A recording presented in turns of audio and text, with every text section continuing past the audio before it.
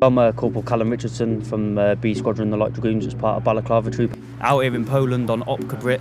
So we're just working with other NATO nations that are out here, just in case that any time in the future, if we did need to work with them as a part of NATO, we've already ironed out any problems that we may have had. Obviously, bearing in mind we've got like the language barrier and stuff like that with a lot of the nations. So it's just working out how each other do things.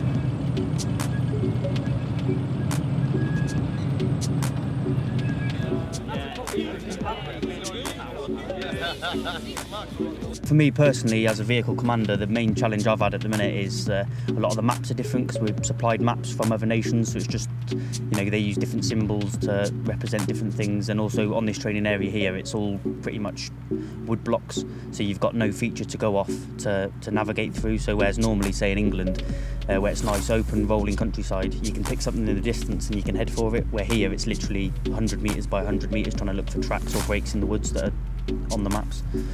So my main role on the exercise is vehicle commander, and I'm lead call sign, so I navigate the troop round. People do check that I'm going in the right direction as well, it's not just solely down to me, but on vehicles it's leading the troop around to make sure we're going in the right way, and dismounted, it's dismounted recce commander, so whether that be in an OP to look over a certain area of ground, I'd be there as the commander sending up on the radio what we're seeing and stuff like that up to higher.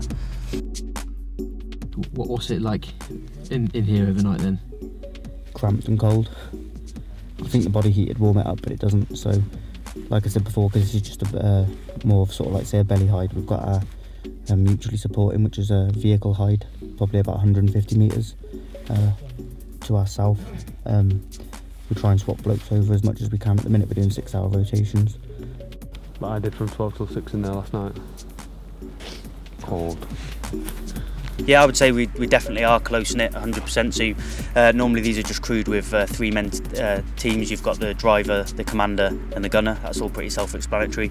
But the driver, obviously, you know, he's not just the driver, he's there to assist with observation of things, because we could be screening these vehicles, like I said before, that's overlooking an area.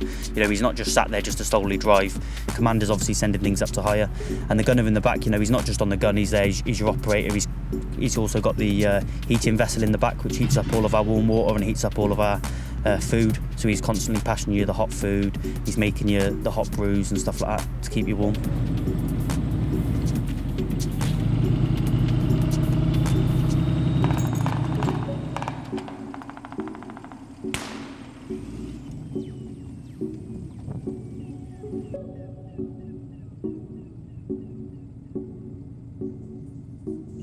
Even though you've got, like say, you've got the vehicle commander, it's not just the commander who's the sole person in that crew. The running of the vehicle is done by the crew, and the driver, gunner and commander all working together to ensure that vehicle stays serviced, stays on the road, so to speak, and every member of the crew stays being able to do their job in these harsh conditions. It definitely improves you as a soldier. You know, you're not just having to think about yourself, you've got to think about others as well, especially in this, like I say, in this, being out here in the weather is very harsh.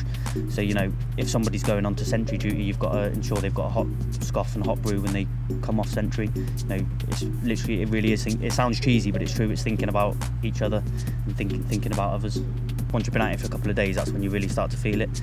Mainly in the morning when you wake up, and your poncho, which is what we use to keep us sheltered from the rain and stuff like that, that started to freeze over and stuff like that. So it's just, and your hands are freezing cold trying to put them in. Just the basics of just having a hot drink when you can, or every so often. Like for myself, every drink I try to have is a hot drink. My top tip would be to ensure you've always got a dry set of clothes, wear the kit that you've been issued or that you've been recommended to wear, and always have hot drinks whenever you can.